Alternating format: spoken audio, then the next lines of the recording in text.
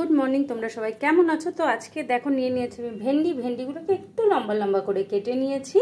তো আর আজকে আমি ভেন্ডি দিয়ে বানাবো মশলা ভেন্ডি। তার জন্য আমি কি কি নিয়ে নিয়েছি দেখো। নিয়ে নিয়েছি সামান্য রসুন, নিয়েছি একটু টমেটো, আর এখানে নিয়েছি 3টে বড় সাইজের পেঁয়াজ কুচি করে, আর লঙ্কা নিয়েছি 4-5-6টা মতন চিড়ে। এখানে শুকনো মশলা নিয়েছি দেখো, লবণ, হলুদ, কাঁচা লঙ্কার গুঁড়ো আর জিরের গুঁড়ো, আর নিয়েছি 1 চামচ মতো ধনের গুঁড়ো। এবার আমি গ্যাসে দেখো কড়াই বসিয়ে তেল দিয়ে দিয়েছি, তেলও গরম হয়ে এসছে। এবার আমি ভেন্ডিগুলোকে তেলের উপরে দিয়ে দেবো। ভেন্ডিগুলোকে হালকা ভেজে তুলবো। তারপর ভেন্ডিটা হালকা ভাজা হয়ে গেছে, ভেন্ডিটাকে নামিয়ে নেব। ওই কড়াইয়ে আমি সামান্য সর্ষের তেল দিয়ে দিয়েছি, দিয়ে দেবো একটু শুকনো লঙ্কা। এবার দিয়ে দেবো কেটে রাখা লঙ্কা।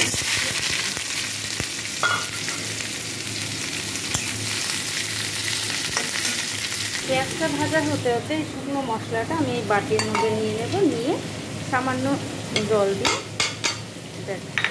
দিয়ে নেব এর মধ্যে। এই পেঁয়াজটার মধ্যেই দিয়ে দেবো। দেখো আমি রসুন কুচিয়ে নিয়েছি, সেই রসুনটা, আর দিয়ে দেবো কেটে রাখা টমেটোগুলো, দিয়ে খুব ভালো করে ভেজে নেব।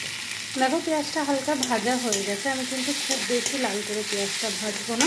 এবার এর মধ্যে দিয়ে দেবো নুন, হলুদ, জিরা, ধনিয়া ও শুকনো লঙ্কা পেস্ট। বাটিটা দিয়ে সামান্য জল এর মধ্যে দিয়ে দেবো। এবার এর মধ্যে দিয়ে দেবো চিড়ে রাখা কাঁচা লঙ্কা।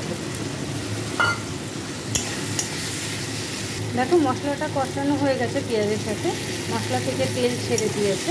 এবার দিয়ে দেবো আমি ভেজে রাখা